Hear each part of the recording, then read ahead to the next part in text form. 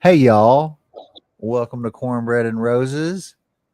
Uh oh my god, it's been a minute. I forgot what the hell to even say. Uh but yeah, welcome to Cornbread and Roses. That's me. I introduced myself. That's what I'm supposed to do. I'm your friendly neighborhood organizer, Austin, and I'm here tonight with Jason. Hello, comrades. And yeah, we're the most unprofessional podcast in the state of Alabama and one of the only socialist podcasts in the state of Alabama. Uh, when we might be the most unprofessional in the known universe.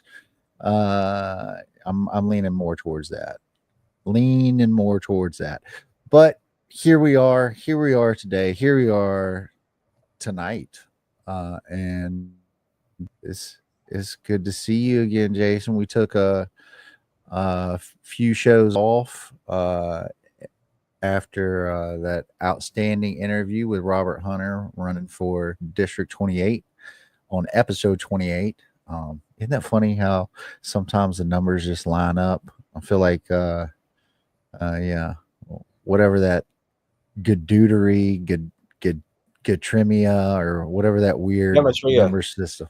Thank you. Knew somebody would know it. Uh, Gematria. There we go. Yeah, we got to look up what 28 is. Maybe we'll do that another day. But Wikipedia says it's pronounced gematria. gematria. It Gematria. sounds gematria. It sounds like an infection of the gonads for some reason. Gematria. It kind of does. Oh It my, sounds like a disease, yeah. but it's not. The practice of assigning a numerical value to a name, word, or phrase by reading it as a number, or sometimes by using an alphabetic cipher. There you go. Mm-hmm. All that, all the fun conspiracy stuff associated with that. Oh yeah. But there is power in numbers, as in the collective working class uh, in great numbers working towards a better future. And that's one reason why we're here today. Yeah. Keep spreading the gospel, the good word, and love thy neighbor and paradoxically or contradictory, uh, eat the rich. So yeah, love thy neighbor, accept the rich. So yeah, and we're gonna talk. We're gonna do our few memes and some media to get the juices flowing.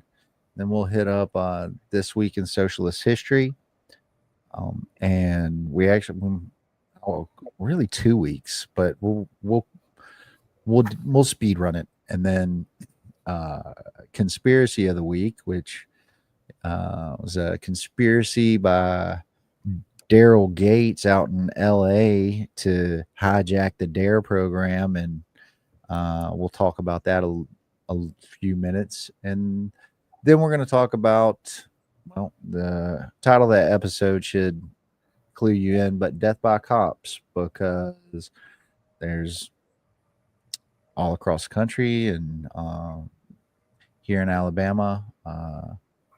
The prison system and the policing system kills, and we're going to talk about Jabari Peoples and um, uh, oh god, Mr. Reader. That's His correct. first name slipped my mind, and a little boy lost his life, a little 3-year old.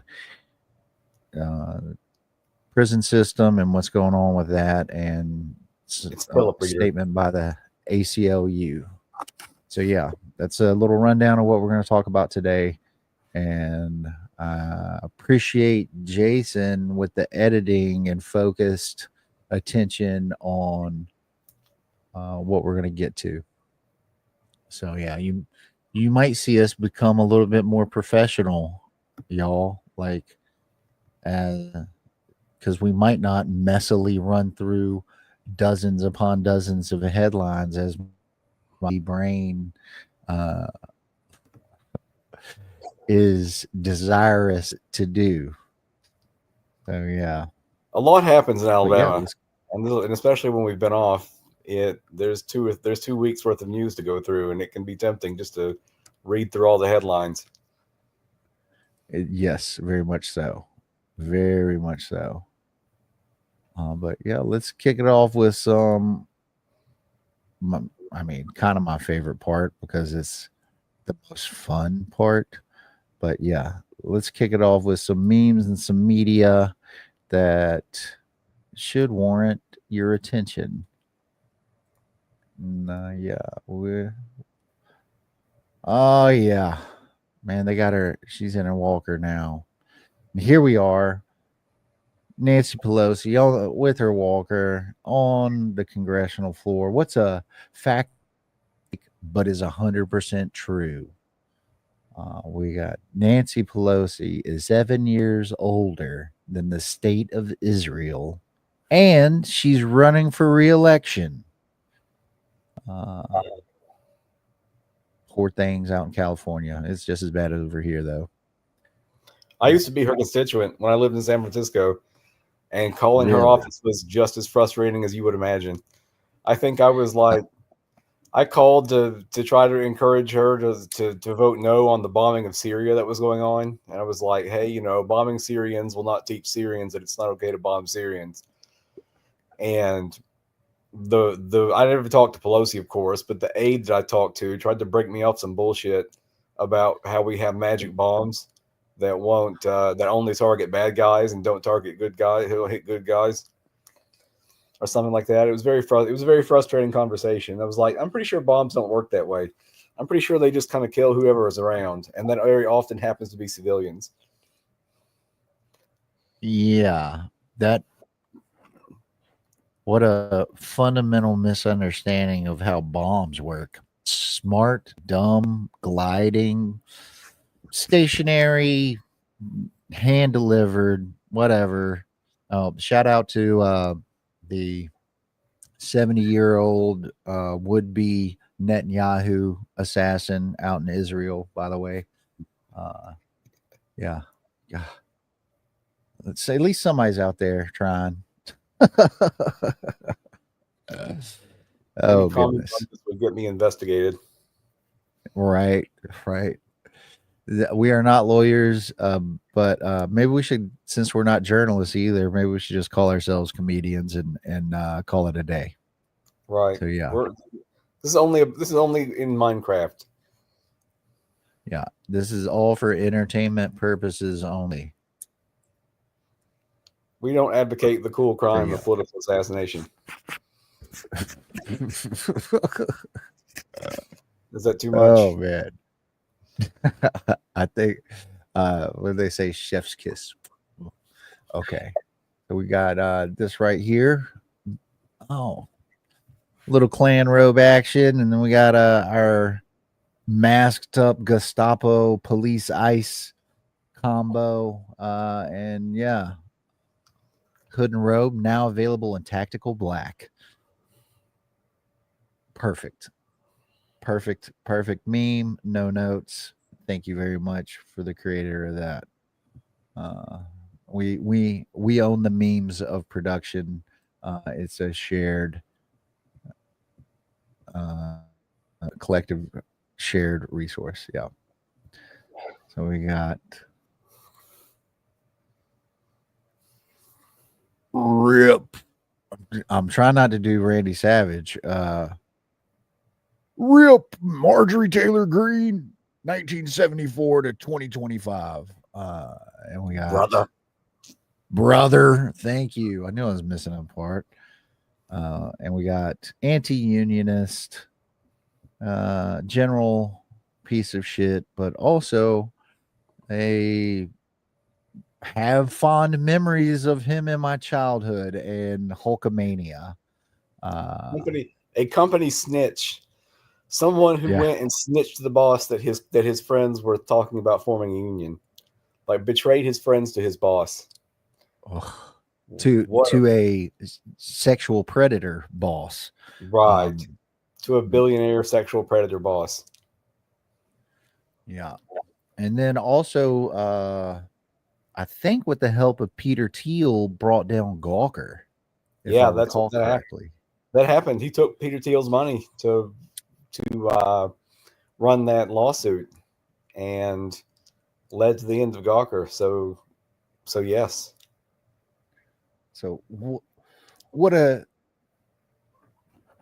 odd mix of contributions to American culture and history. So, but goddamn, you should have quit probably about 1988, 1992, and then let the union form. And which, they still don't have a union. So, fuck. Yep. But yeah. The union snitching. It's just, yeah. Yeah. Top notch. S tier. S tier. Here we got Lauren Rinaldi. Oh no, I really hope Bill Clinton isn't in the Epstein files. I have to get rid of my Bill Clinton hat and my Bill Clinton sneakers and my Bill Clinton cologne and my Bill Clinton watch and take down my Bill Clinton flag, and I'll have to delete my Bill Clinton NFT trading cards. What will I do with my Bill Clinton Bible? I'm just sure that's not an accurate impression of her, but Bill Clinton's in there too, and fuck him as well. So, Oh, absolutely. yeah, I wouldn't mind seeing him get frog marched. not a bit, not a bit. This one you'll recognize, good sir. Touching grass is enough. I need bad things to happen to evil men in power. I think that's something even Jesus would agree with. Yep. Yes, sir. Let's see here. It's got the kitty cat. Made it in my preparations for the next one. Yeah. Fighting the inner urge to be a whore. Feeling that vibe, honestly. Like, all labor is prostitution. No, I read in a book somewhere, and I don't mean to denigrate sex workers at all, quite the opposite, in fact, but I read in a book somewhere that sex work was the only honest work, and that quote always stuck with me. I'm like, they're the only ones who are honest with themselves about what they're doing with their lives. Selling their body and their time for money to make ends meet. Yes. But yeah. I don't mean that in a way to denigrate sex work at all. No, although I'm ace, so I don't feel the inner desire to be whatever. But if you're feeling it, then all that's who should be running the prisons. Everybody that's ace, like that would cut down on make all prison guards ace, and I'm not going to remove the sexual. Remove the sexual assault. I'm foreshadowing, folks. Yeah. This one off. We got a little mine, baby mine, from the U.S. Department of Energy, wherein we got energy production at 5 million pounds of CO2 and 2.5 million pounds of coal, whereas we got of uranium and 0 CO2. But let's go solar. Let's go solar. Let's go wind. Let's go water. Let's go hamster wheels. Like, imagine if everybody had a little hamster wheel at the house and you just hit that thing for your cardio every day, charge up the battery. I'm gonna get me in shape. Yeah, that is an option. Where are you going, little guy? None of your goddamn business. Am I being detained? A little owl. This is a classic theme, but I love it. It is. And yeah, I think this is actually legal advice, but we're not lawyers. Yeah, I'm not a lawyer. I would never be a lawyer. I dated a lawyer once. That was fun. I went on a date with a lawyer that worked at The Hague prosecuting uh, international criminals, and they were That's pretty actually baller. part of the Yeah, they were part of prosecuting Milosevic. Yeah, yeah. I think I got that guy's name right.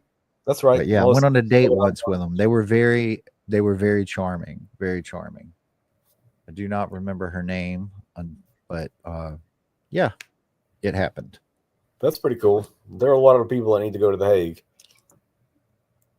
I'm like on one Yeah, hand, I'm glad that I lived to see Henry Kissinger die, but on the other hand, like he would have been better if he had gone to prison for the rest of his life.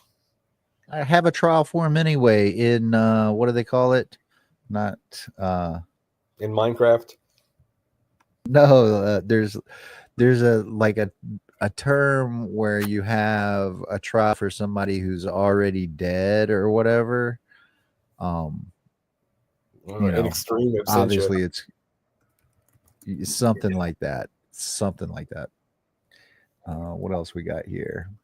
Oh, I'm Well, there was. ignoring the chat. What a terrible, unprofessional bastard I Oh, am. are you knowing the chat? Extra Bulla says, "Greetings, my southern peeps. Thank you, Extra. Thank you, Uncle Warren. Appreciate you. I missed the show last night. Corey, good afternoon. And what we got here? Tesla has 0 point energy on lockdown 100 years ago, but J.P. Morgan was a greedy SOB. Yes, So was we had Edison. yeah, and we had electric cars before we had gas cars, dude. We had solar years ago, and yet here the fuck we are. Could you imagine, like, uh, that time machine going back and getting rid of baby Hitler, which I wouldn't have done. I would have just raised him to be a better artist. But how about going back and getting solar panels and electric cars going in the 1800s, early 1900s? Wait, yeah, that's the right time. Uh, Sometimes I mess up the 17th century and the 1600s and yada yada. You wouldn't But kill baby Hitler? no, I just raise them better. Like I think that's pretty obvious, I think his father, right? Alois, was abusive. Yeah, and then the World War II or World War I stuff, and then the society in general. He got red pilled, incelled. You know, like just raise baby Hitler baby better. But, you know, I don't uh, know. But maybe write a letter to that art school and say, no, you really need to accept this guy. yeah, yeah. Give him a chance. Give him a chance. Hmm. I don't know. Uh, I'm not sure what I would have done. Well, if I had a time machine, there's all kinds of things to do. I think I'd go back and club that first fish that crawled out of water and just put it into this whole mess to begin with. Like, no, oh, just hit it with a big stick. there would have been another fish. Yeah, and I'd have clubbed him too. So you're sitting there just killing fish all day. This is more fun. This is more fun. Yeah. And here we go. We got I don't know what fucking letter that is. What letter is that? Is that some Musk letter? I don't see This is anything. oh at the top there, Yale. I want to say it's Yale. Anyway, It looks like the it might. Looks what like does it it might. look like? Uh, it looks like it might be a Cherokee letter, but let me double check that. Oh, okay. But I think Report back after I read this. Hmm? they just picked something that looked like a Y. You know what I'm saying? Yale, Yale, Yale. I do know what you're saying. We got the anxious urge to say no worries either way when you're actually worrying both ways, plus a secret third way. Uh, all our anxiety-ridden folks out there, I'm sure we identify with this. So yeah, that's the memes and media for this week, which will bring us to This Week in Socialism. Jay, It looks like you got anything? Oh, let me hear the report back on the lettering. the syllable "mu" in the Cherokee syllabary or the Salaki syllabary. So Mao, something Mu, like that. muael, but I think they just picked something that looked like a Y and that they had access to.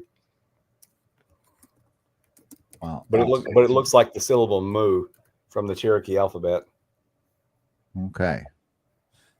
Mystery solved. Let's see here. What did I just say? This week in socialist history. All right.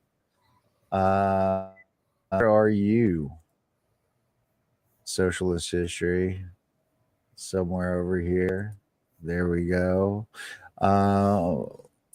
Real quick, since it's been a couple weeks, I'm gonna be indulgent and quickly run through the ones from last week, and then we'll do a little mini focus on the ones from this week. But the Ciampi Revolt in Renaissance Florence creates first workers' government in 1378. I read that whole Wikipedia article. Very interesting. Too bad they didn't go. It didn't last longer. Emma Lazarus, socialist poet, author of The New Colossus, born 1849. Socialist poet, 1849. When was Marx doing all his writing and stuff? The 1840s and 50s, and before then too, I think. But the manifesto was published in 48, I think. Okay. So she was born, and then she was reading that Marx, I'm sure, hard as she's writing them poems. We got on the 23rd, striking Pittsburgh railroad workers fight militia and destroy rail yards in the Battle of the Roundhouse, 1877. That could be a Patrick Swayze movie. The 24th, New York City newsboy strike, 1899. And that's a strike of girls and boys from like the ages of like 8 to 10, 13-year-olds all out there striking. And you know what? It worked. Those kids had their demands met.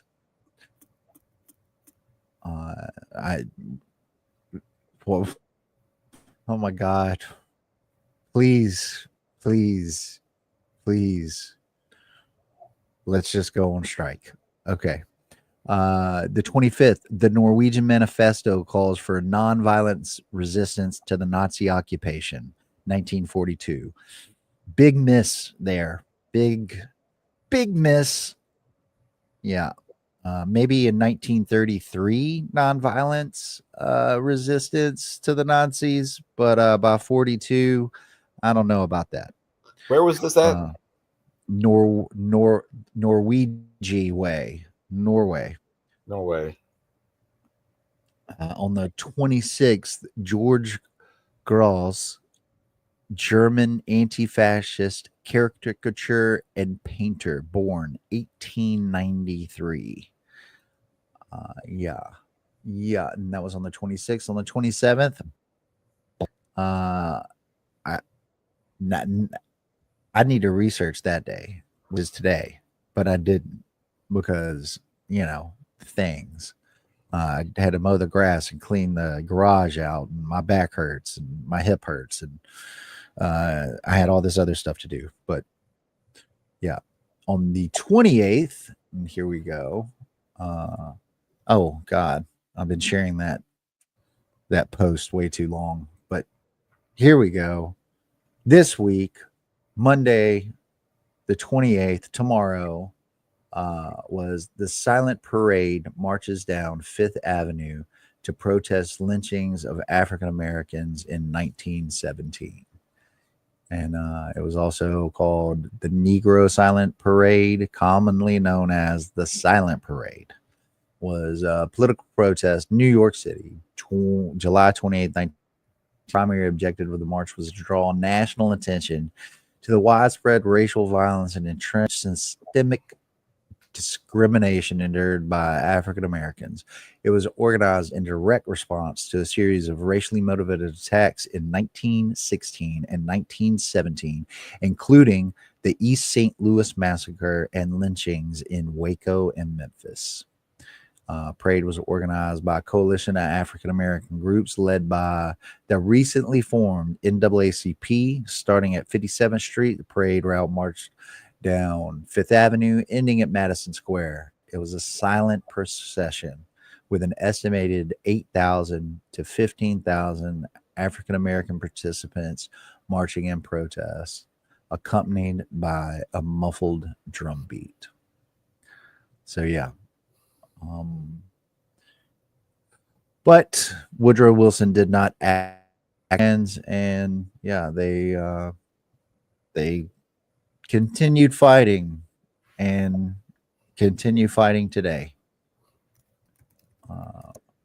So just like context on like the length of time we've been fighting bad people doing bad things, and yeah, I think you're gonna love this one. The 29th, the Socialist Party of America, founded in 1901. Yeah, Socialist Party of America was a socialist political party in the United States formed in 1901 by a merger between the 3-year-old Social Democratic Party of America and disaffected elements of the Social Labor Party of America, who had split from the main organization in 1899. Could we be so blessed to have so many socialist parties? Really, it's fine. I one with power. You know, there's a few out there. Some have been hijacked, but yeah. In the first decades of the 20th century, the SPA drew significant support from many different groups, including trade unionists, progressive social reformers, populist farmers, and immigrants. Eugene V. Debs, King shit. Oh, I gotta stop using that term. Twice won now? over. I say king Huh? stuff all the time. I say king stuff all the time. Is I that know, right? is that cringe now? Are we cringe lords? It's not cringe. It's just like fucking anti-monarchy, man. We gotta be king shit, queen shit. Like, okay, I get it. Like, a king of one. How about that? You can be a king of one. You can be a queen of one. Uh, He's twice won over 900,000 votes in presidential elections, 1912 and 1920, when he was in jail. While the party also elected 2 representatives, Victor L. Berger and Meyer London, dozens of state legislators, and more than 100 mayors and countless lesser officials. Can you imagine? The party's staunch opposition to American involvement in World War One, although welcomed by many, also led to prominent defections, official repression, and vigilante persecution. Even though it was it was the correct opinion to have. There was no business for us to get involved in World War One. Yeah, I mean, no look reason, back no on it, reason at all. And it was like multiple empires each other, right? Right. Yeah, it wasn't. They weren't fighting fascism. It was like imperialists fighting each other. So yeah. But the party was shattered by factional war over how to respond to the October Revolution in Russia, leftist infighting, and the establishment of the Communist International in 1919. Many members left the Socialist Party to found Leninist parties, including the Communist Party USA, which I think still stands. Yeah, I think so too. But I think they've been taken over by like MAGA communists, which, yeah. That's the ACP. There's something called the American Communist Oh, Party. thank That you. is like That this is insanely right-wing communist party. It's very strange. It's a very strange beast. But stay away from it. Yes. 1916 platform, and I read over this. There's some stuff we're still fighting for.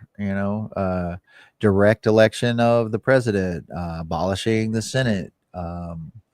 Some other interesting things in here. Does it really call for abolishing the There's Senate? yes. That's my Where was jam. that? I know it is. Here we go. The Yep. abolition of the The Senate. abolition Senate Oh, that's cool. and the veto power of the president. Yeah. I dig it. And it calls for some other things and goes into collective ownership and industrial demands. Uh, my favorite, forbidding the employment of children under 18 years of age. Yeah, that definitely don't happen. But yeah, there is a 1916 platform. I implore you to take a look at it because it's still shit that needs to happen. On Wow. the moving on to the 30th, the Medicare and Medicaid established. Uh, we still have the National Archives, thank God. But yeah, 1965. On July 30th, 1965, President Lyndon B. Johnson, Dumbo himself, signed the Medicare and Medicaid Act, also known as the Social Security Amendments of 1965, into law. It established Medicare, a health insurance program for the elderly, and Medicaid, a health insurance program for people with limited income. And you can read more into that. But debate over the program actually began 2 decades earlier when Harry S. Truman sent a message to Congress asking for legislation, a national health insurance plan. And Dwight D. Eisenhower actually wanted a national health care plan as well. So that just goes to show you how far the Overton window has shifted when you had Republicans and this Democrat Johnson uh, wanting to establish national health care. On the 31st, we have, and I'm going to excuse me, all our French speaking watchers, which probably is zero. Joy. Um, Joy knows French very well. If she's here. oh, she does. Oh, Yeah. Trey Boner. Uh, isn't that how you pronounce it? I'm pretty sure it's not. Trey, French socialist leader, assassinated 1914. Oh, I'm already sharing. Oh, yes, I am. Auguste Marie Joseph Jean Leon Jaurès, commonly referred to as Jean Jaurès. Oh, look. Oh, I did it. Yeah, you do good. Was a French socialist leader, initially a moderate Republican. He later became a social democrat and one of the first possibilists, the reformist wing of the socialist movement. And in 1902, the leader of the French Socialist Party, who opposed Jules Guzdes' Revolutionary Socialist Party of France. The two parties merged in and the French section of the Workers' International, an anti-militarist. He was assassinated in 1914 at the outbreak of World War One, but remains one of the main historical figures of the French left. As a heterodox Marxist, Jaurès rejected the concept of the dictatorship of the proletariat and tried to reconcile idealism and materialism, individualism and collectivism, democracy and class struggle, and patriotism and internationalism. Okay, they could have gone without some of those ands. But yeah, read history, folks. As you read theory. I'd like to read up on his thinking. Yeah. Yeah, I think so. Because I think about this stuff all the time, like the contradictions and, being an individual person we all are, and we deserve our individualism, but also working together on things and, collective, property and, like water, uh, for instance. All right. Yeah. And how can you do that without recreating the authoritarian structures that have dominated socialist movements in other places, like in Yes. Russia or China or anywhere else? Yeah. Like that's the $1 million Yeah, question exactly. Fuck authoritarianism. for sure. Fuck authoritarians, dictators, kings, whatever you got. Whatever you got. Disappearing people into gulags for 10 years at a time, Yes. secret police forces. We don't want any of that stuff. No, it's all gross. This is the picture this week or this month. Did I don't know if I've showed it, but we create this city together. Uh, I encourage everyone to create a uh, red Vienna in your city. So yeah, or the Paris Commune. Except don't let it fall by the wayside. All right, now we're into. Oh my God, it's almost August. Yeah. August 1st, the Warsaw Uprising against the Okay, there we Nazi occupation of Poland. Uh, the Warsaw Uprising, also known as the Warsaw Intifada, uh, sometimes referred to as the August Uprising or the Battle of Warsaw, was a major World War II operation by the Polish underground resistance Warsaw from German occupation. It occurred in the summer of 1944 and it was led by the Polish Resistance Home Army. The uprising was timed to coincide with the retreat of the German forces from Poland ahead of the Soviet advance. While approaching the eastern suburbs of the city, the Red Army halted combat operations, enabling the Germans to regroup and defeat the Polish resistance and to destroy the city in retaliation. The uprising was fought for 63 days with little outside support. It was the single largest military effort taken by any European resistance movement during World War II. The defeat of the uprising and suppression of the Home Army enabled the pro Soviet Polish administration, instead of the Polish government in exile based in London, to take control of Poland afterwards. Poland would remain part of the Soviet line Eastern Bloc throughout the Cold War until 1989. So, yeah, and there's some books out there on this, and I'm sure there's some movies out there on this.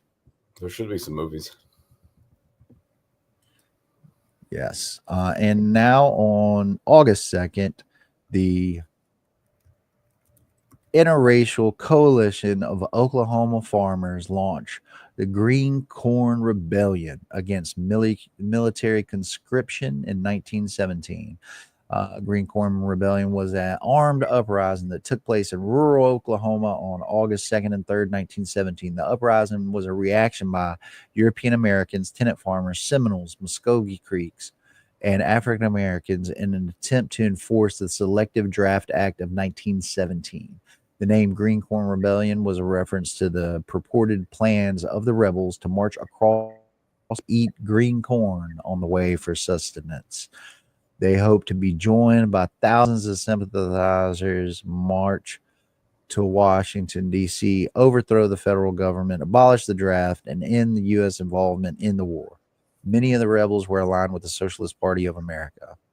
Betrayed by an informer in their midst, the country rebels met with a well-armed posse of townsmen. Shots were exchanged and 3 people killed. In the aftermath of the incident, scores of arrests were made, and the Socialist Party of America, which had been strong in the region, was discredited in the public eye for allegedly having attempted to foment revolution. The incident became a pretext for national reprisals against the international workers of the world and the Socialist Party of America. This is Industrial workers. definitely industrial workers of the world. Whoops, what did I say? International. International, and the This is definitely something I'd like to read more into. But yeah, and that's this week in socialism for me, or this past 2 weeks in socialism. Um, yeah, dude. Yeah, for real. Uh, you got anything, Jay? I have a few things, just three things real quick. So first of all, it doesn't surprise me that Woodrow Wilson didn't go along with the silent parade. You know, Wilson was the first president to screen a movie in the White House. And you know the movie he screened? Birth of a Nation, Birth of a D.W. Nation. Griffith. Yeah, it was Yes. the birth of a nation about the Klan. It was like this heroic propaganda piece about the KKK. That was the Glad first I'm up on movie. my white supremacist history. Yeah, that was the first movie ever screened in the White House, which is just so on the nose that if an author were to write America, it would be called Too Over the Top. But yeah. So yeah, well, the 25th was the anniversary of Mussolini getting deposed. So 2 weeks after the Allies' attack on Sicily, the fascist Grand Council met for the first time since December of 1939 and took a no confidence vote. So Mussolini was then kicked out of office and placed under arrest. And King Victor Emmanuel of Italy ordered Marshal Pietro Badoglio to form a new government. So yeah, it's the anniversary of Mussolini getting tossed out of the government because the Allies had taken Sicily and were clearly about to eat up Italy, which they promptly did. Nah, didn't he was scooped up about 2 weeks later, wasn't he? Let's see. That's a good question. Mussolini. Well, let's see. According to my notes, he was kicked out of the government in 1943, but he didn't die until 45. Oh man, So, 2 years later. so yeah. Okay, okay. I'm definitely misremembering something, or I exchanged years and weeks in my brain somehow. But yeah, fuck Mussolini. For sure. And today is the anniversary of the end of the Korean War with the signing of the armistice between U.S. and North Korea. So the war, people forget what we did to North Korea. Um, the war lasted just a little bit over 3 years. Yep. And we dropped more bombs on North Korea than we dropped in the entire Pacific War theater during World War II. So, like, I mean, it was a carpet bombing that included 32,000 tons of napalm, deliberately targeted civilian and military targets, and Yeah. just devastated the It, country far beyond what was necessary to fight the war. 1/5, yeah. That 20, was MacArthur, and I think Bombs Away LeMay yeah, was he was in charge of the Air Force operations during that time, and he was if you've ever seen um, Doctor Strangelove, LeMay is who inspired the main character, the main general in that movie. So yeah, well, there you go. But yeah, so 1/5 of North Korea's population was killed. That is 1 in 5 people. yeah, that'd be like 70 million people in the United States losing their lives, Right. uh, 20% of the or population. the 20% of people that have died in Palestine, Right. which is actively going on right now. Entire cities were leveled. It was brutality that was completely unjustified, and the U.S. knew what it was doing. Yeah, and I think they still to this day struggle with food issues because of those bombings. That wouldn't surprise me. Um, yeah, There, every once in a while, I'll read about unexploded ordnance that they still have in places like Laos and Cambodia, and there'll just yeah. be this little farm somewhere, and there's this bomb, and they know better. So Corey says the Korean War is well covered on the Blowback podcast, so we'll have to check that out. I've actually listened series, and they got a new one out. But they have you listened to Blowback? I've never heard of it. Oh my god, I don't spend listen a to lot of all time. their stuff. I'll do that. I'll check it out. I did check out. Oh, what's it called? Dreg. I did watch some Dreg. It was okay. Did you watch the citrus? Did you watch the Citricide stuff? I did watch the Centricide stuff. Yeah. Okay. Yeah, some of it was pretty funny. Some of it was hit or miss, but it was funny sometimes. Yeah. And what did I listen to? I listened to anyway. Corey recommended a podcast, and I listened to one of them and enjoyed it. And now I can't remember what it was called. Oh. And I can't see it in my history. So yeah, it's Dreg with a JREG. So he makes like a lot of comedy based. I think it was Knowledge Fight actually. Let me double check and see if I Google it. No, I don't think it was Knowledge Fight. It's on my list though, so I'm going to get to it at some point in time. It might have been Knowledge Fight, which is like the inverse of InfoWars. Yeah. And then there's who so yeah, that's this week, this 2 weeks in socialist history. Unless you got anything else, Jay.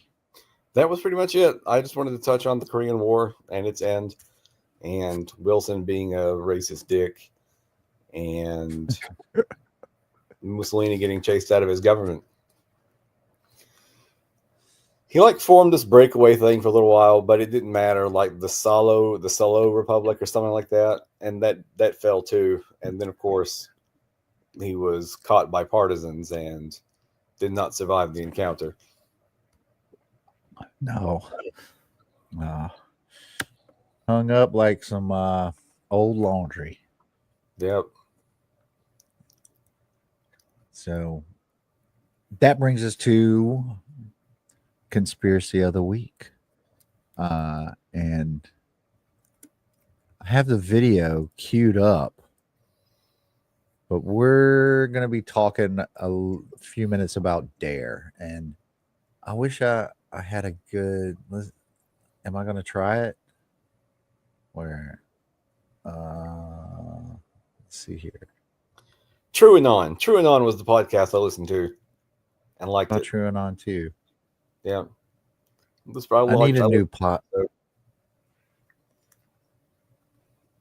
I got tired of my right-wing talk radio because they're all busy defending Trump from Epstein. And it's just sort of like, yeah, you guys are just being sycophants right now. We all know he's on the list. You know he's on the list. Dude, I mean, from what I understand, and we'll talk about this on Wednesday, probably more as national news and stuff, but pretty sure Melania was one of Epstein's recruiters. So yeah, she's on the list. But yeah, but DARE, this week's conspiracy, DARE. There's this guy Shuple. He makes some good videos, and basically, let me try. If I can figure out where.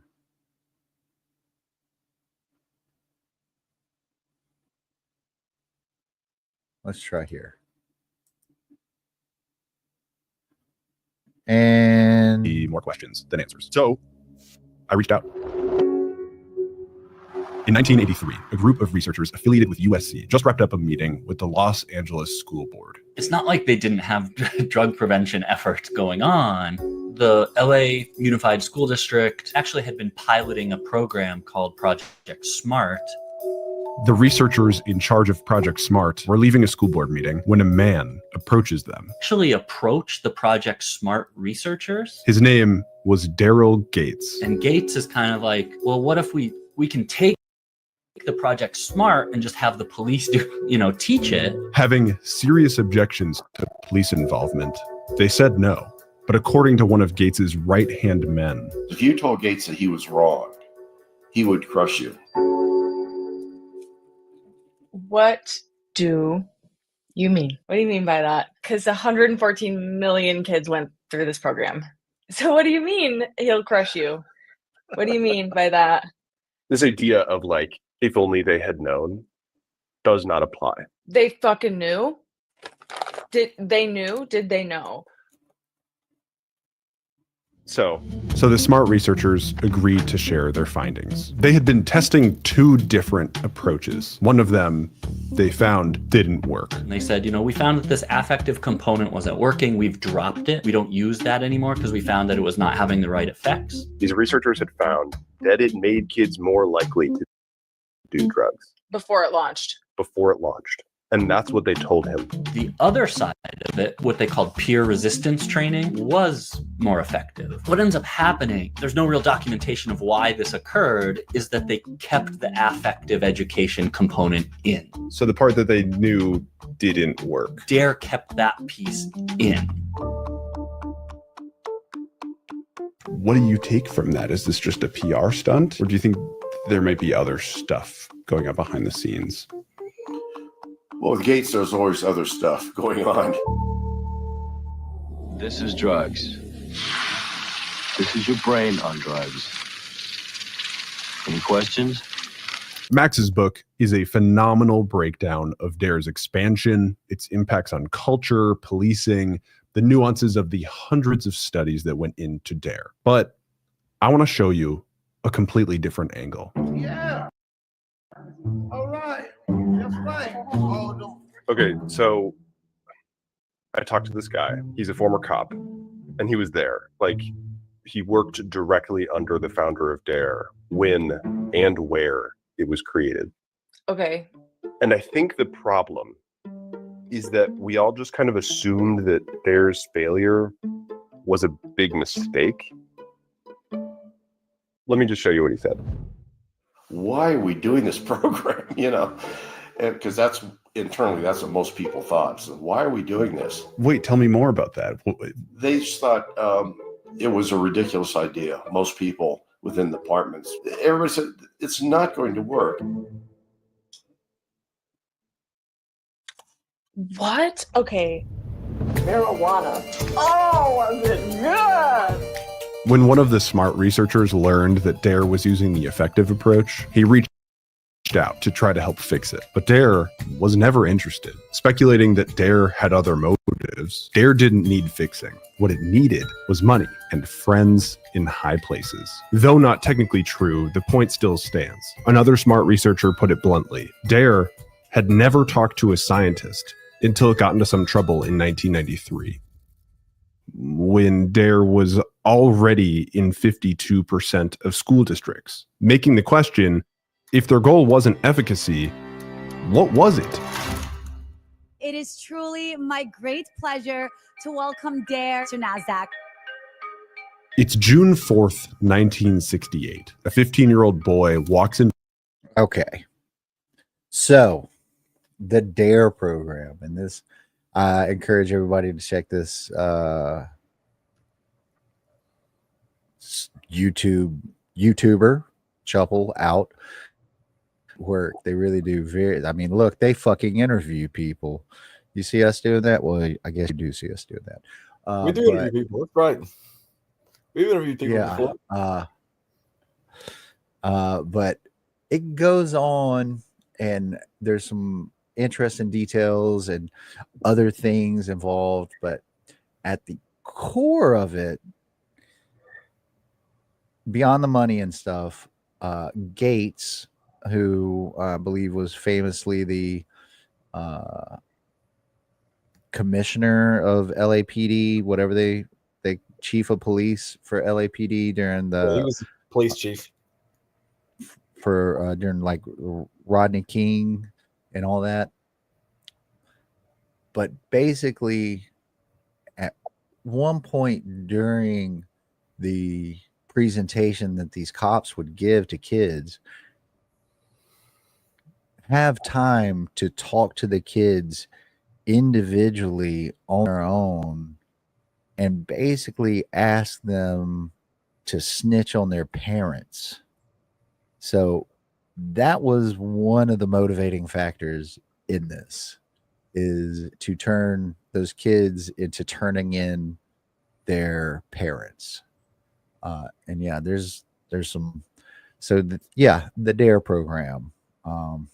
Yeah. And then of course the ethics of having a cop talk to a kid, you know what I mean? Without just apropos of nothing. But yeah, it goes into like his intelligence gathering and like the Department of Justice telling him to burn, like he got up to like 1.9 million files on people, and kinds of things. So yeah, excellent video. Conspiracy of the week. Did you take part in the DARE program? I did. Yes, I had to go through it in the 5th grade. Yeah. Same. Right about there. Right about there. So yeah. And you know, it still exists. It's still out there making money and whatnot. And as a matter of fact, I think, is Corey, are you in the chat? Didn't you see a DARE table recently, if I recall correctly, on a trip you took? Yes. Okay. I'm not. Yeah. I thought I saw that. So yeah. So even though the program is interesting. explicitly a failure, like it was analyzed by social scientists who said before it began it would fail, and in fact it was counterproductive. Like by telling kids that all their peers were doing drugs, it put pressure on them to do drugs. Something like that. Well, it looked like there was. Go ahead.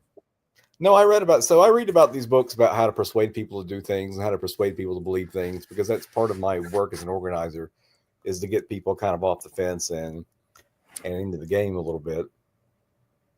And one of the most powerful forms of getting people to do things is tapping into their inner conformist and saying, hey, well, these other people are doing this too. And it makes knowing that other people are doing it makes you more likely to do it too. And they called out the DARE program by going in and telling kids that all of your peers are secretly doing drugs and you have to fight back and resist. Like that made kids more curious about trying drugs because they thought, oh, everybody else is trying it, so why shouldn't I? So that was one of the reasons that the DARE program failed, is because it violated that marketing principle of when you want to use people's conformity to get them.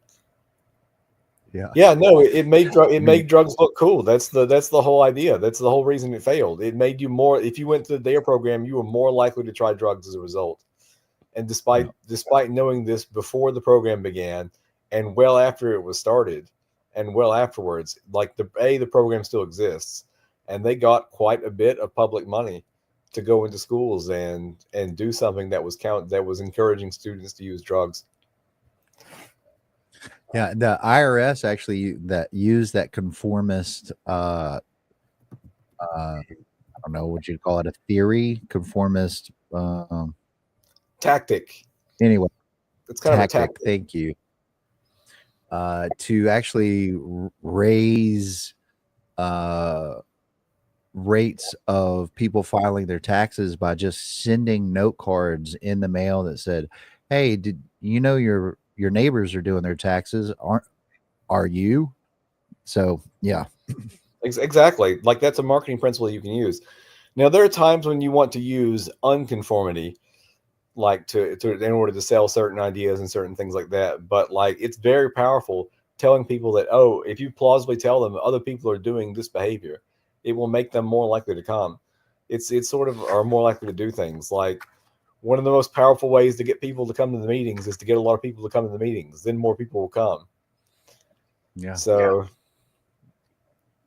it's interesting how that works. and it has a negative effect too. It's the same principle behind putting seed money in the tip jar. If people see an empty tip jar, they won't be the first ones to think, oh, well, no one else is tipping. There must be some reason. But if they see money in the tip jar, they're more likely to put money in the tip jar too. That was one of the anecdotes that was mentioned about using conformity as a marketing tactic. Speaking of that, we need to get a tip jar at tabling events, it sounds like.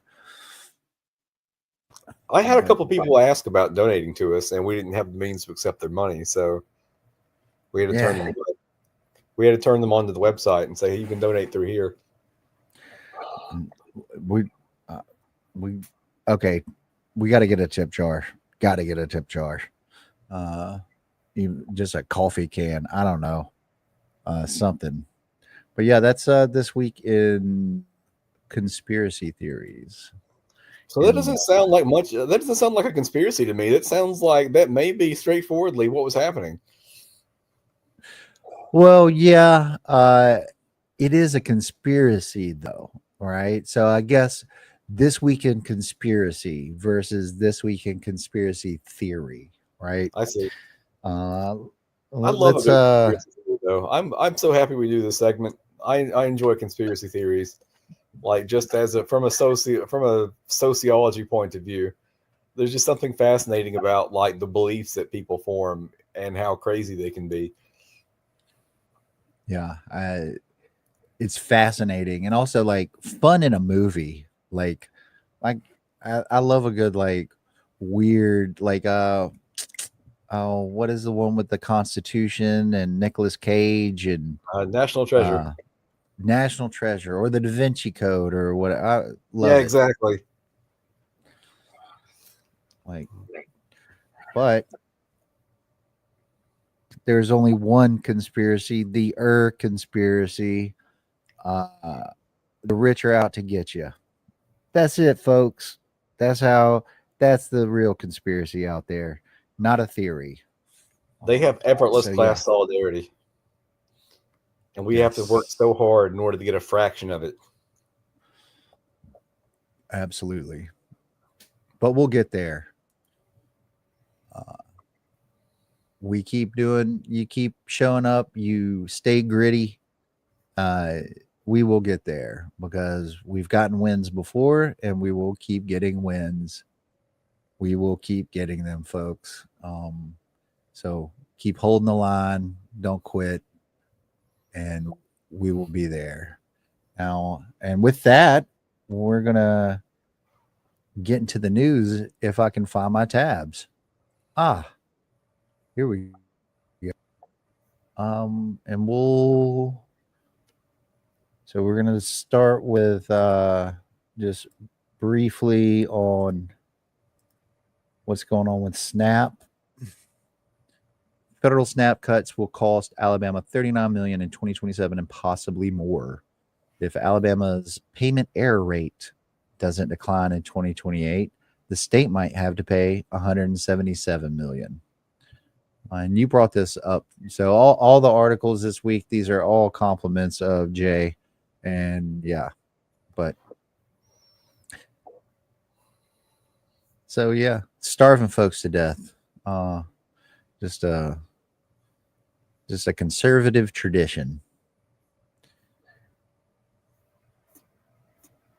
There's a good article too on WWNO.org. I'm not sure where WWNO is. I think it's New Orleans Public Radio, talking about how independent grocery stores are going to take a hit in Alabama because of SNAP cuts. Yes. This error rate. What the fuck are they even talking about? Like, I noticed in this that they actually don't. I didn't even see the error rate. We've been pretty. Here we go. It's not a. They didn't even. So, Hardin said that out of the $1.77 billion issued in SNAP benefits in Alabama in fiscal year 2024, payment errors totaled $37 $36,000. That's what they're bitching about. Let's see. How? What percentage is that? Yeah, I'm trying to I work got out the my math. calculator up too. Hang on a second. Yeah, I got my calculator. Oh, where'd my calculator go? 1.77 billion.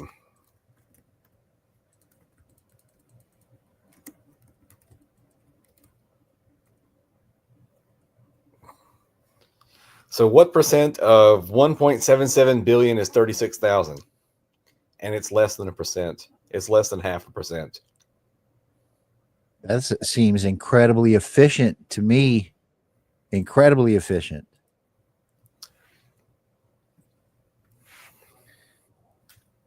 Oh, these fools. So yeah. Yep. Less than 0.5%. Yeah. I got 0.002034%. Yeah. So that's what they want to cut tens of millions and then hundreds of millions over $36,000. Yeah, that which is the error rate has to increase every year or has to decrease every year. So even if we stay the same, like we'll have to pay that money. Yeah. Absolutely. The cruelty is the point, folks. All right.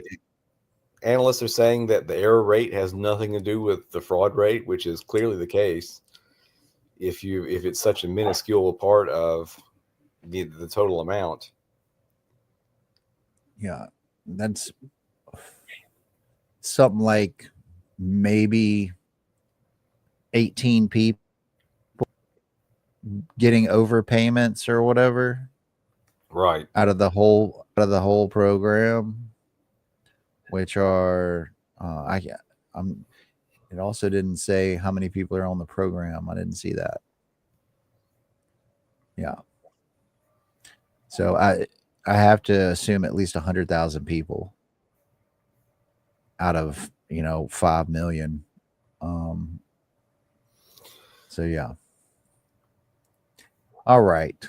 Well, moving on from them starving people to death, we're gonna do talk about Tutwiler and then get into the deaths that have occurred this week and some other in the ACLU stuff. But yeah, hellhole Tutwiler ignored as women face drugs, violence, and corruption, form says. So yeah, what's going on?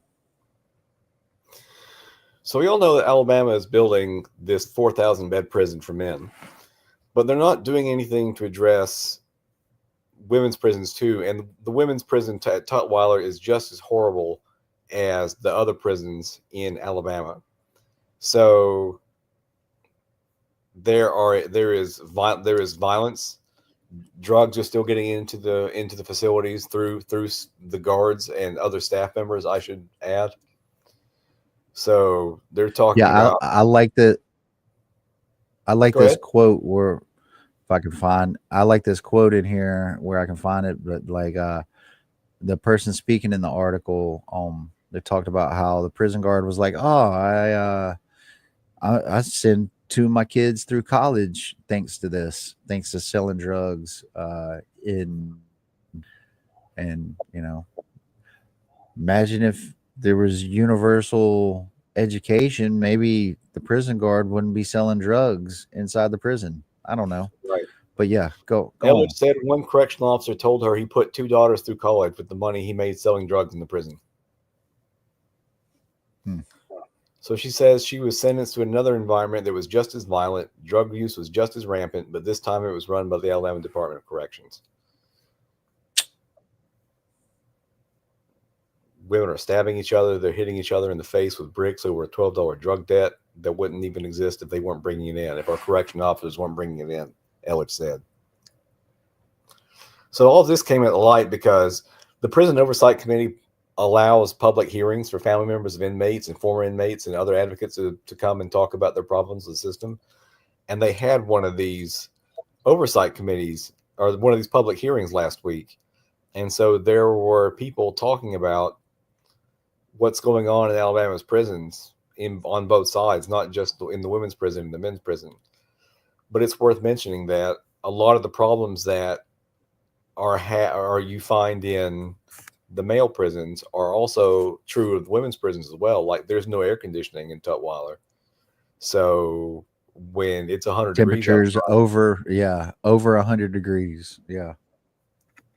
So like the dorms are not air conditioned, and it's known that being hot like that makes people more aggressive. It makes them more frustrated. It's hot and it's miserable. There's been studies that show that time and again that, like, as much as we like the beach, we like a cool breeze on there too. Well, and you can get in the water too, and you can go inside when you need to. Yeah. Or you can be like me and sit under your tent and read with your UV sweater on.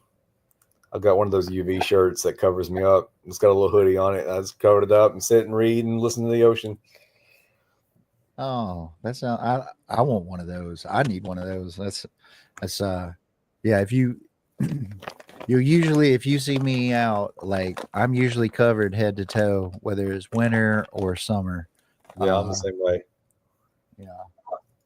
Like, I don't tan, I burn, and then I return back to my liquid paper whiteness. So, oh man, so I've learned one of the kids other day, they were cleaning the bathroom. She got out of there and she was like, I was like, you get the bathtub clean? She's like, yeah, it's whiter than me now. And that made me laugh. That's funny. I think I might have a little comedian on my hands.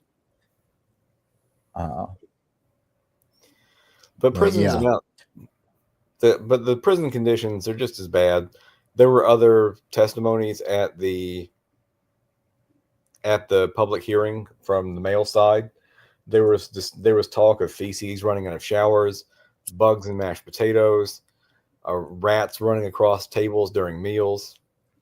The buildings don't have air conditioners, and sometimes the guards just don't let people go outside because they don't feel like letting them outside. They deny people mattresses and pillows and force them to sleep on concrete floors. And very much what we're seeing in all these.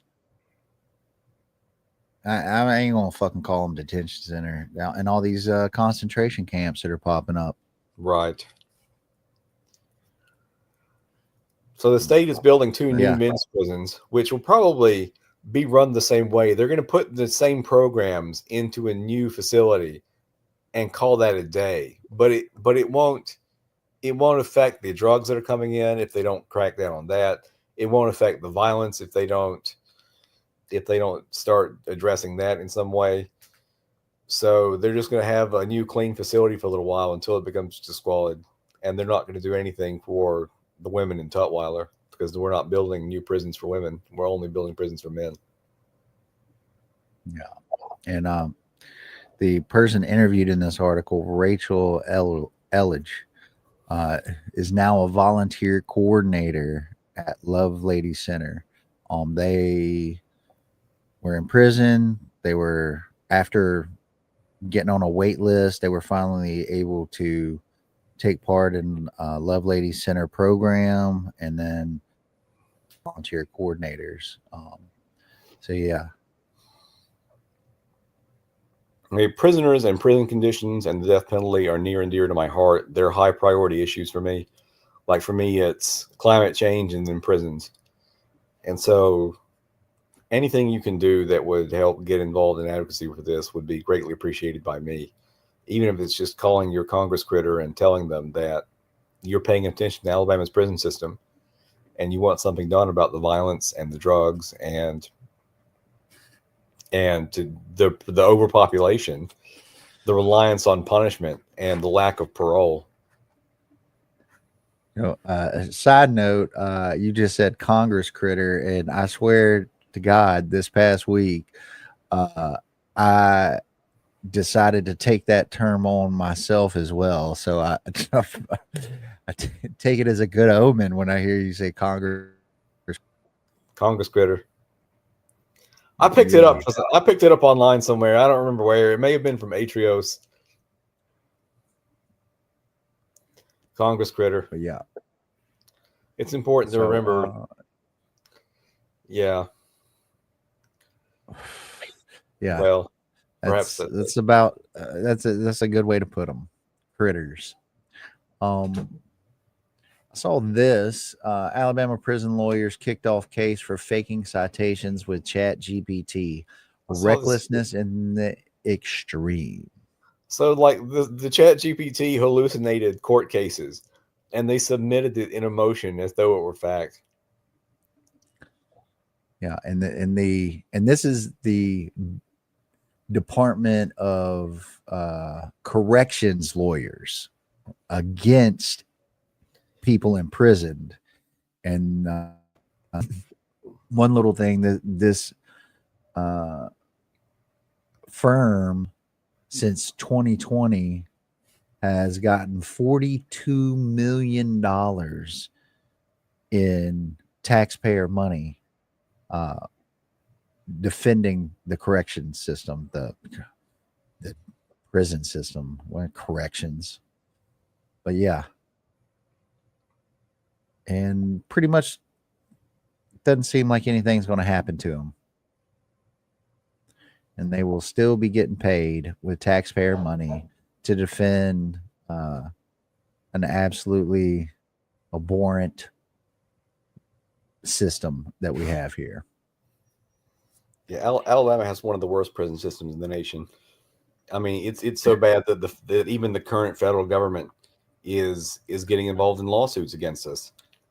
Like the federal government has been promising takeovers, and that was pretty much shut down by Jeff Sessions when he was Attorney General.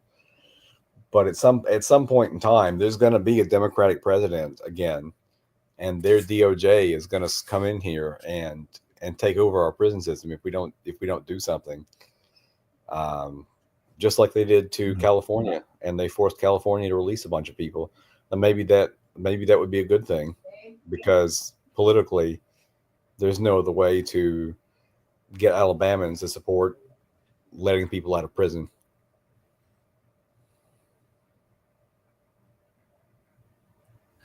Yeah, I'm still here, but okay. So I don't have as much control over the screen, but I think that is it on the prison system. There was one of these public hearings. A lot of people came and told about the horrific stories and the lack of parole, even though it's very nice. So we've talked about Lee Wathney here on the program in the past, and she was the head of the state prisons parole, the three-member parole board. Look, I'll spit it out in a minute. And she was the one who was denying so many paroles. So the parole rate cratered to like the single digits in 2023. And fortunately, Kay Ivey has replaced her as the head of the parole board, which is Jackson County lawman Hal Nash is the new. He started the job last week, so hopefully we'll see an increase in paroles. Yeah, they were paroling people at an 8% rate, but they were mandated to have an 80% rate. Right. That's it. It's not 1 or 2% difference, right? But she basically was not letting people out and calling people liars to their face when they said that they completed this program or that program. There was one prisoner who said he was in jail for possession of marijuana and Xanax, which he should never have gone to prison for, in my honest opinion. Like, the war on drugs has failed. It just locks people up. It doesn't help addicts. It doesn't do anything. And we can't even keep drugs out of the prison. So tell me who, drugs have definitively won the war on drugs. They will always win the war on drugs. So it's been this That's why all of it should be legalized, in my opinion. It's a good way to tell everybody worries about. You know, how about creating some new industry, homegrown cocaine industry? I don't know. I have mixed Well, yeah. feelings about.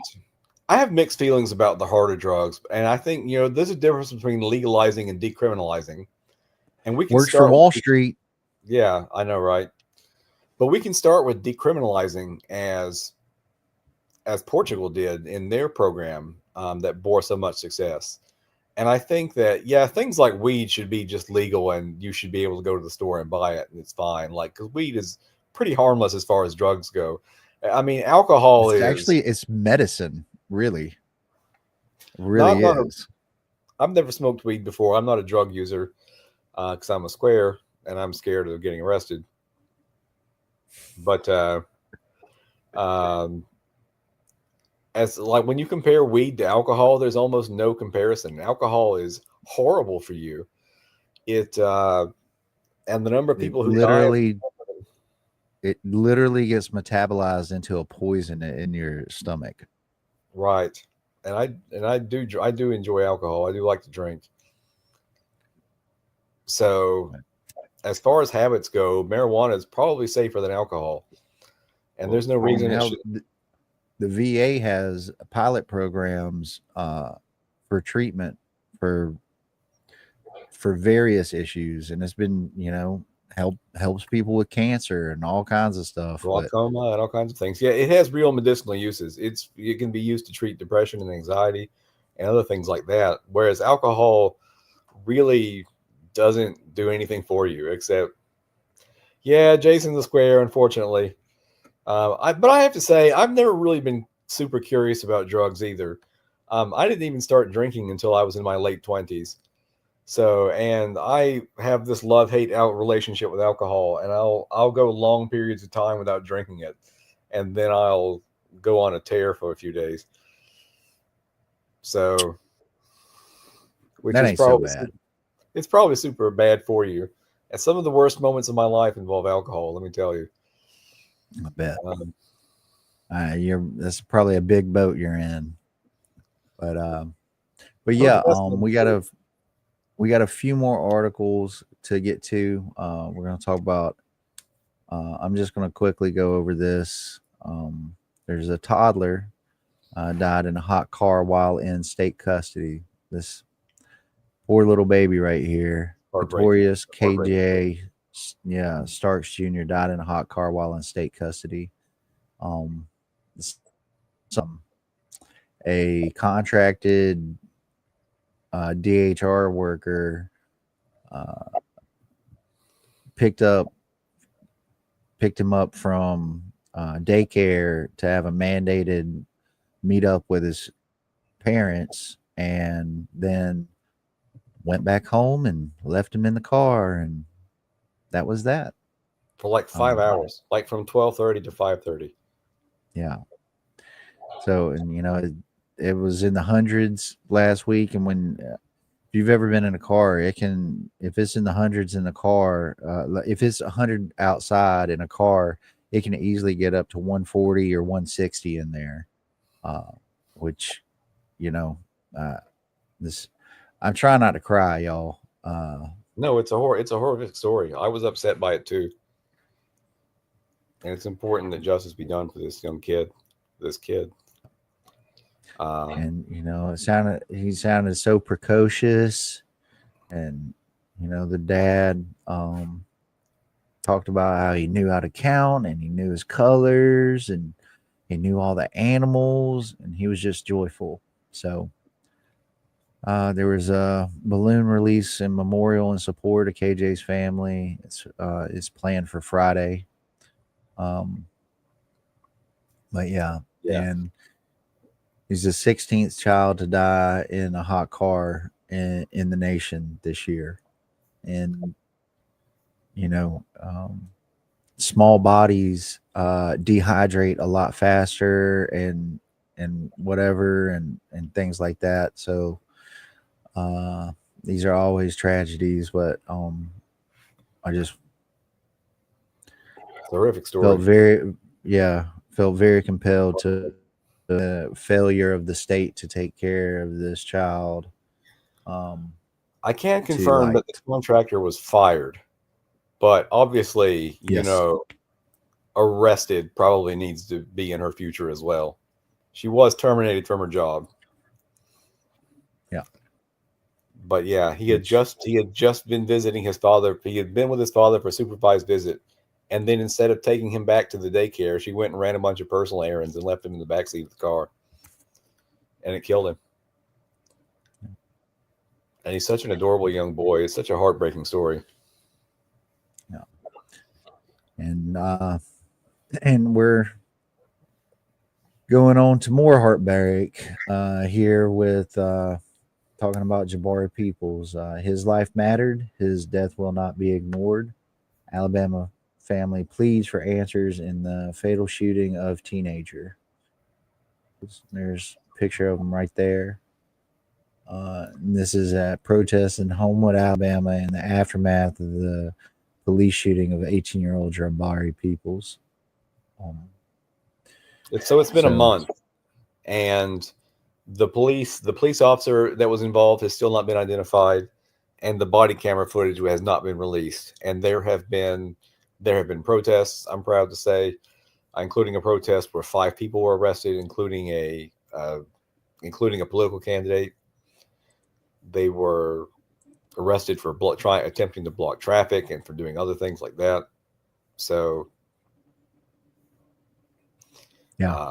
And there's a video on YouTube I meant to get spun up for us that showed where individual with Black Lives Matter Birmingham went at Homewood City Council and made a declaration of their economic boycott of the area, which is correct. Yeah. And the candidate you were talking about. Go ahead. I'm sorry. No, I was saying I can't remember the candidate's name, but they're running for state senate. So we owe you that info out there, y'all. I posted it somewhere, but can't find it. But here's some video of. See if we can play this.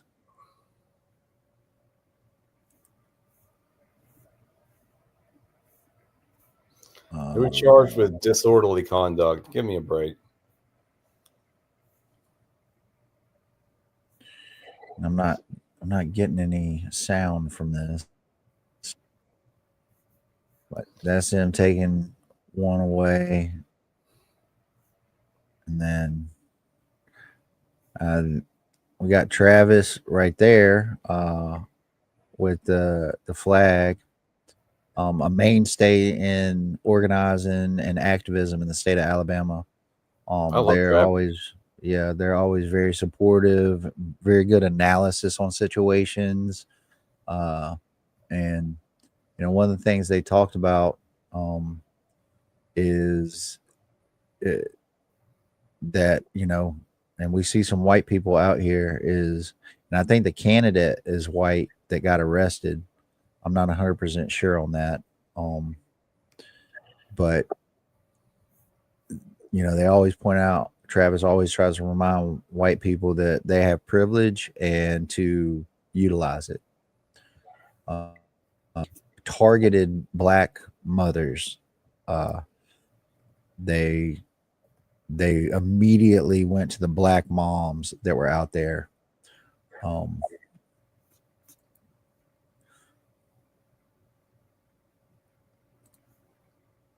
But it was peaceful, a little bit of civil disobedience, and they overreacted. Yeah. Sweating from the back of this police car.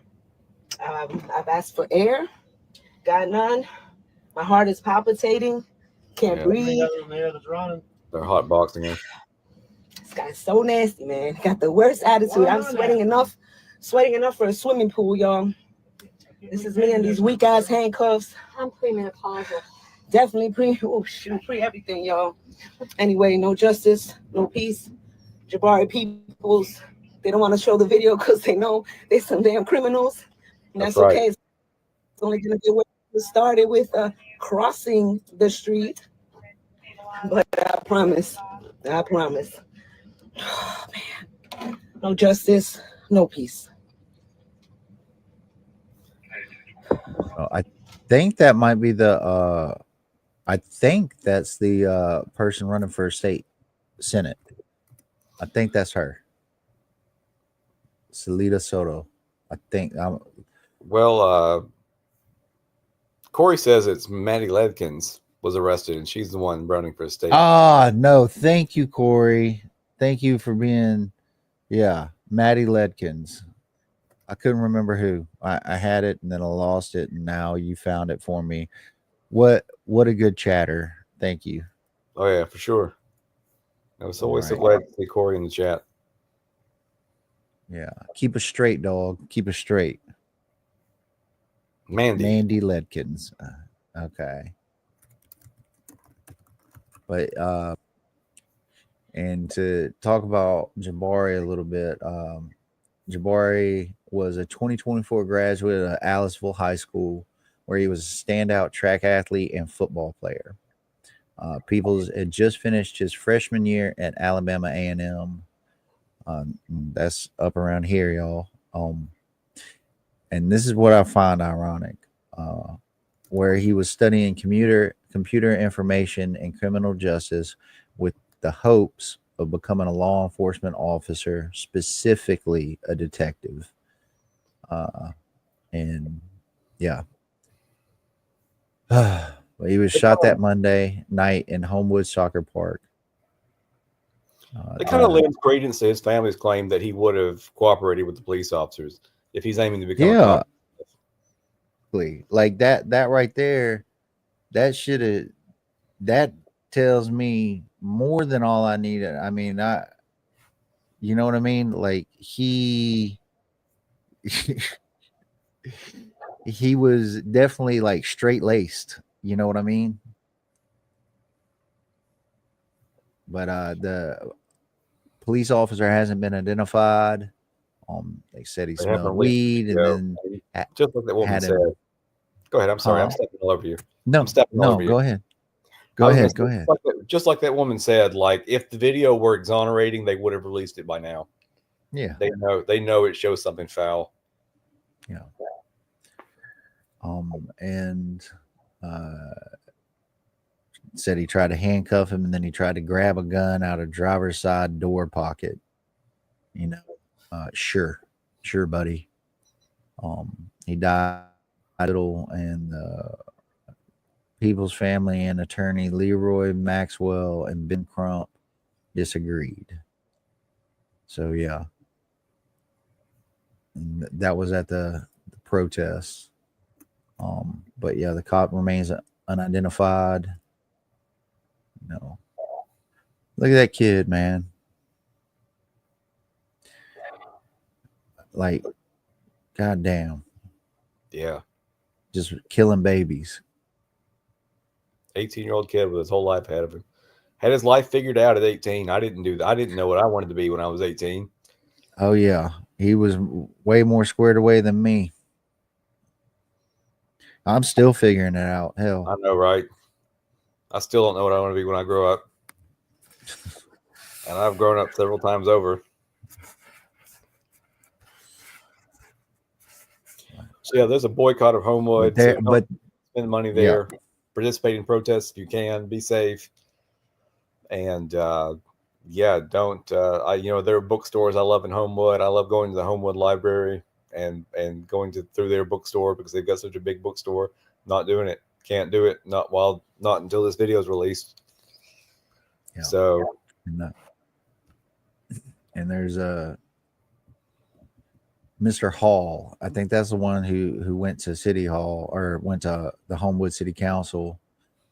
Said the city has a history of over-policing Black and other non-white people, including immigrant communities. He explained that there are certain municipalities between the Birmingham metropolitan area that Black people tend to avoid. We try to avoid, because we know typically if you drive through these areas, you're going to be targeted, you're going to be harassed, and in several instances, Black lives have been killed, he said. He singled out three particular, known as the three H's: Homewood, Hoover, and Hueytown. Those three municipalities have a strong history of not respecting our identities. They overpolice, they overticket us, he said. And that's Attorney Ben Crump. I think Mr. Crump helped the Perkins family as well. So maybe that's somebody we shoot for talking to. Oh, that would be a coup. That would be quite a coup to get him on the show. I don't know if he wants to come on here, but we can always reach out and say, hey, come on our super unprofessional podcast and tell us what's going on. Exactly.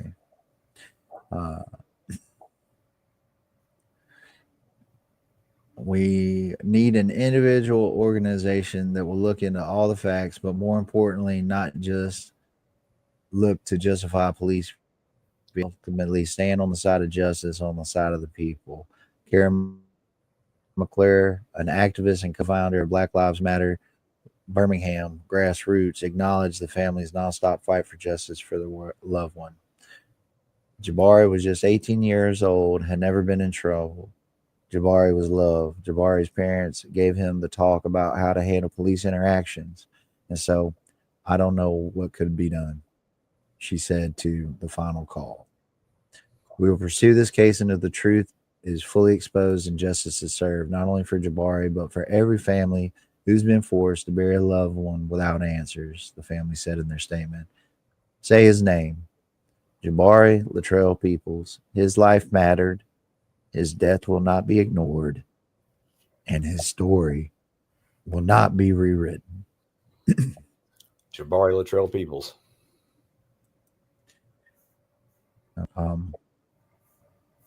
And with that, we're going to talk about another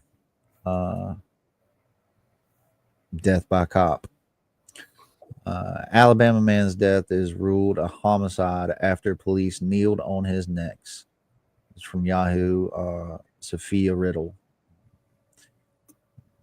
We got Sarah Lee Reeder and her husband Philip Reeder, who was killed on August 4th, 2024, after a police officer restrained Philip Reeder by pressing a knee to his neck.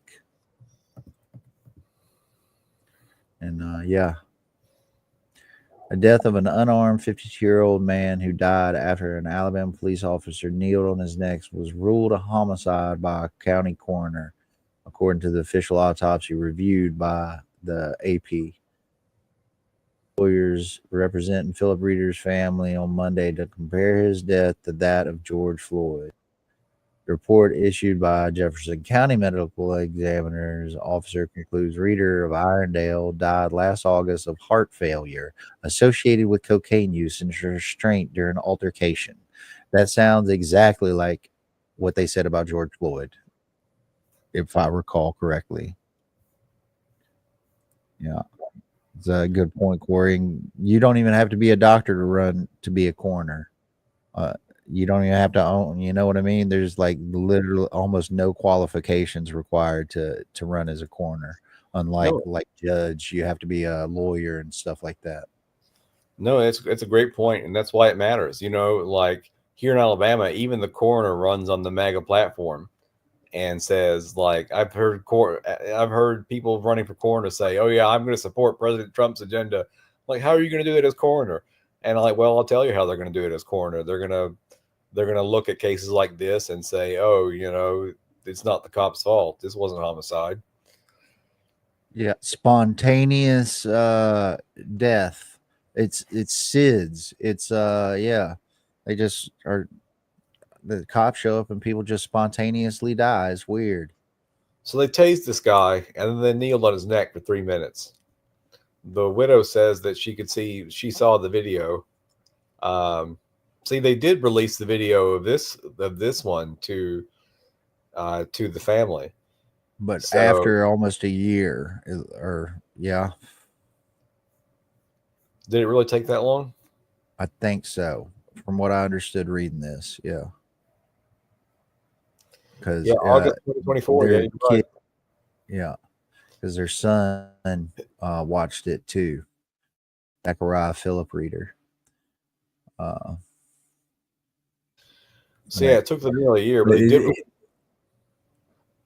yeah, and you know, to knock somebody out like with a blood choke, it takes about 5 to 10 seconds, and mm, putting your knee in all your weight into a person neck is just outlandish. Like they didn't. I'll say this: when I was in the army, they taught us how to detain people, and not fucking once did they tell us to sit there and put our knee into their neck. Like they said, small of the back, like if somebody's scrambling and whatever. But they certainly didn't tell us to put our knee in somebody's fucking neck. Well, the husband says I can't breathe, and when they rolled him over, he was dead. Yeah, no, it's true. Exactly.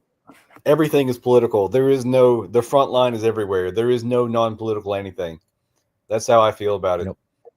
Um, I agree. I've tried to talk to some family and whatnot about that. Is like, why do you think everything's political to you? I said, well, fuck, they did it to us, didn't they? I can't go fishing, can I? Because I'm too busy doing this bullshit because they don't want us to have a decent life.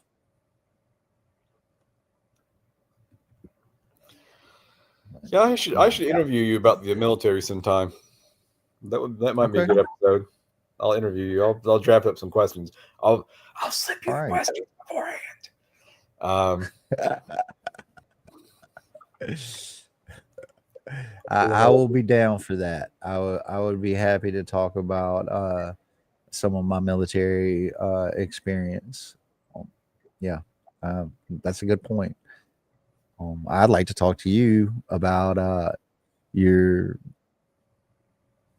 all the work you did previous before you took a knee and then came back in to activism and organizing. Well, it didn't really amount to much. You know, we had all those protests for the Iraq War, and they had the Iraq War like we weren't even there. Yeah. Well, I'll say this: when I was out there, not really any of us were happy to be there. So yeah. But I've been in politics since I was a kid. My grandparents were very politically oriented, and they made sure I was politically oriented. And so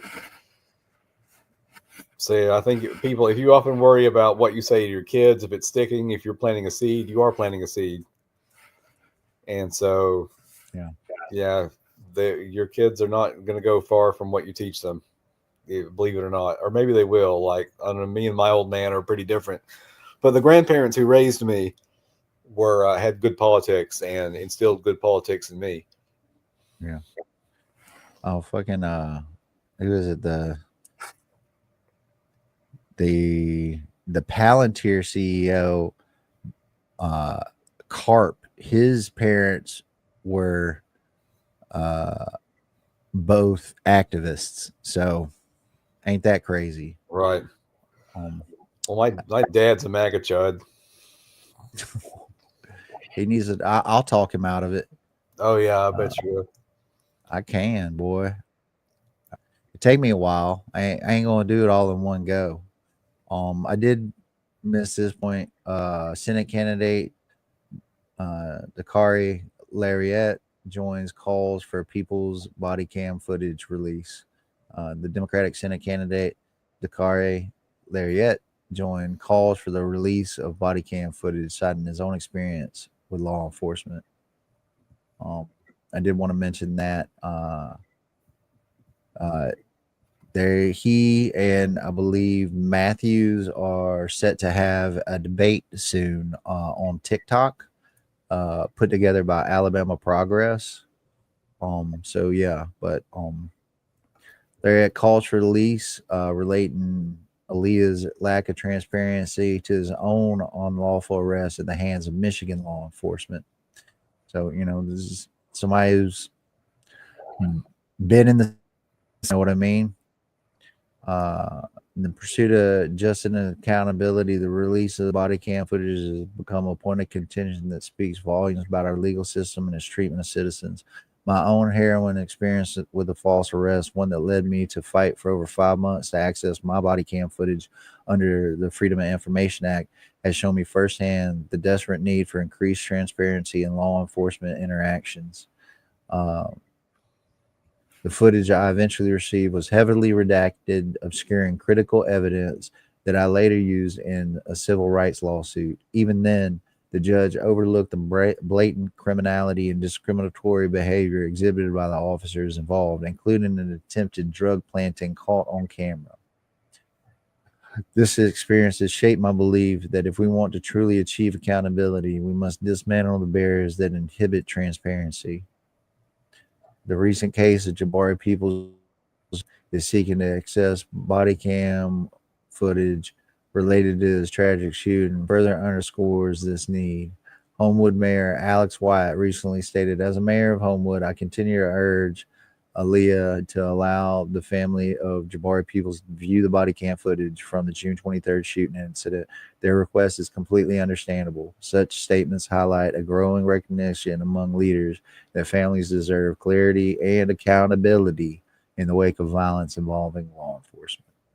So I just wanted to point that out. Good on him. Read more in the article, and I haven't got to read his policies, and maybe he'll come on the show too. Maybe we should reach out to all these, as many of these folks running as possible. But yeah, and I think with that, we'll finish up with a couple little highlights, but to kind of round it all off, what you need to know about Alabama prison oversight. And this is brought to you by the ACLU. Tomorrow, which was a few days ago, Wednesday, July 23rd, the Alabama Legislature's Joint Prison Oversight Committee will hold its quarterly public hearing. As you plan to cover this event, we wanted to remind you of the Death Capital report that was produced by the ACLU of Alabama and the ACLU's national office earlier this year. The report details how the Alabama Department of Corrections is failing to provide full information on how Alabamians are dying in its custody, making it harder to assess how dangerous conditions inside Alabama state prisons are. The report was put together following thousands of hours of researching and documenting the deaths of in ADOC custody during the 2024 calendar year. They got the full report at alabamasmartjustice.org, and we've included highlights from the report below. And yeah, this is the Death Capital Report, or Capital Death Report. It goes on into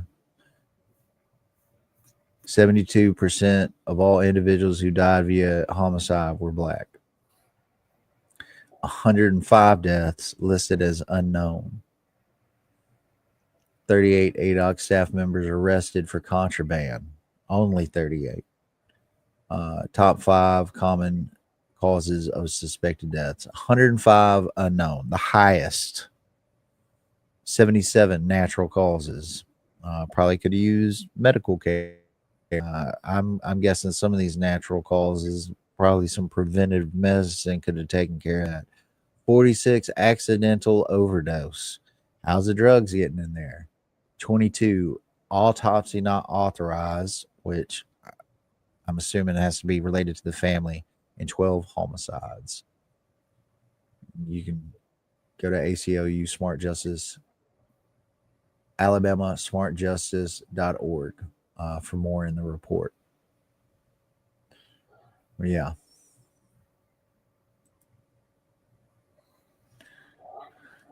So, but with that, we got a couple little news items left. NASA getting rid of 20% of the workforce around here.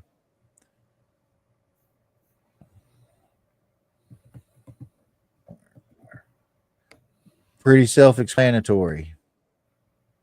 So folks in Huntsville have that to look forward to. And they also have this to look forward to. Hands off the TVA. White House considering assault on 10,000 IBEW, International Brotherhood of Electrical Workers jobs. They're basically trying to privatize. Yeah. The IBEW is alarmed by reports the Trump administration is looking to privatize the Tennessee Valley Authority and is calling on members of Congress and officials throughout the Deep South to resist such a move. Yeah. So we got that to look forward to around here.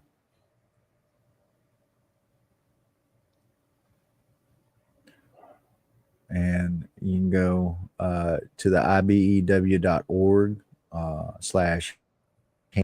hands-off-TVA to check out more. But, you know, TVAs in Tennessee, Alabama, Georgia, Kentucky, Mississippi, North Carolina, and Virginia is one of those programs that was created in the New Deal in response to the Great Depression and provided is one of our better institutions in this country. So Corey asks, when are we going to get like an Alabama State House C-SPAN? We actually have that.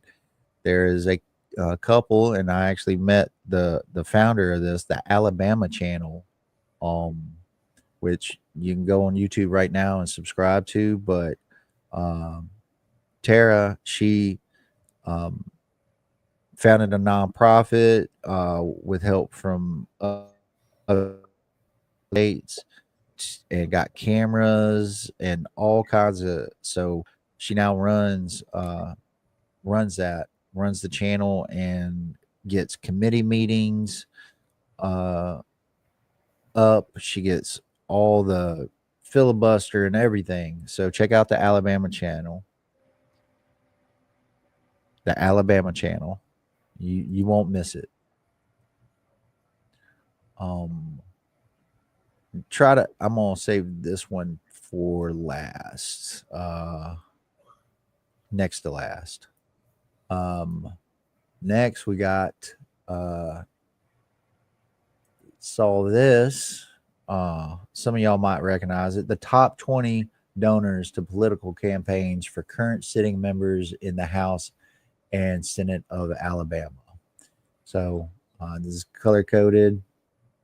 You see the line share, one in Atmore, one couple in Gunnersville, one in Tuscaloosa, and then one in Birmingham. But the Progress PAC, Farm PAC, Alabama Voice of Teachers for Education, Alabama Realtors, Care PAC, A-Vote, Truck PAC, Porch Band of Creek Indians, Trial, Alabama Realtors Political Action Committee, Alabama Voice of Teachers in Education, A-Vote, which I think they're combined right here and here. Alabama Builders PAC, the Farm PAC, Will Ainsworth, and a William Ainsworth. Two different people, because I looked at their pictures, and they are different people. One's state senate, I think, and then the other is a trustee at Auburn. And then we got Alabama Acre Bank PAC, A-Vote again, and the Alabama Power Company Employees State PAC. So, yeah, and just so you know, the Progress PAC is a project of the Business Council of Alabama. So that's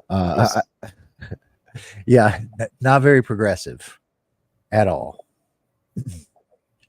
But you can go in the comments, check it out, talk that shit. And it's at r/Alabama. Got to win this week, y'all. I was one of the folks that went up and spoke out against this with the AI garbage truck surveillance in Huntsville. There were several of us, and we got the city. They were trying to kick it down the road for a week, but got them to at least move it into next year, and for next year's budget hearings. So, but shout out to John Meredith for standing up against it, and for uh, Michelle Watkins, for also standing up against it. So yeah, those two council members, uh, kudos where kudos is due. They went through this, and you can see the live feed on the Huntsville website. But yeah, AI garbage trucks, man. Like, I mean, I like Transformers and all, but I don't think that's what we're going to get out of this.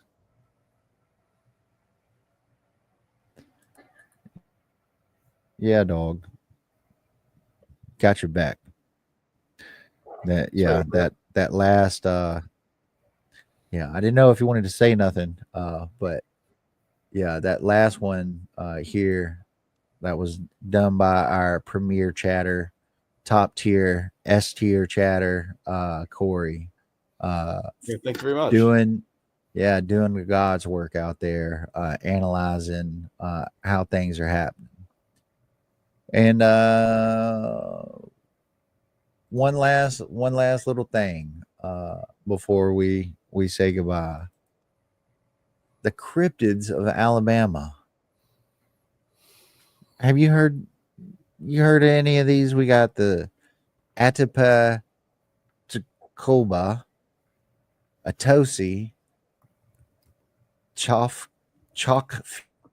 Coosa River Monster, the Crichton Leprechaun, Downy Booger, Huggin' Molly, the Sipsy Creature, White Thing, Witch of Hines Road, and the Wolf Woman of Mobile. I heard of some of these. You heard of any of these? I've only heard of the White Thing. That's the only one I've ever heard of. Oh, and the Sipsy Creature. I've heard of the Sipsy Creature. You've heard of the Crichton Leprechaun. I guarantee you. Like, there's some videos out there, and that, like, the famous the drawing. Oh my God, let me show you the drawing. I think I have heard of that. Leprechaun. I ain't even spelling this thing right. Thank you. Yeah, here we go.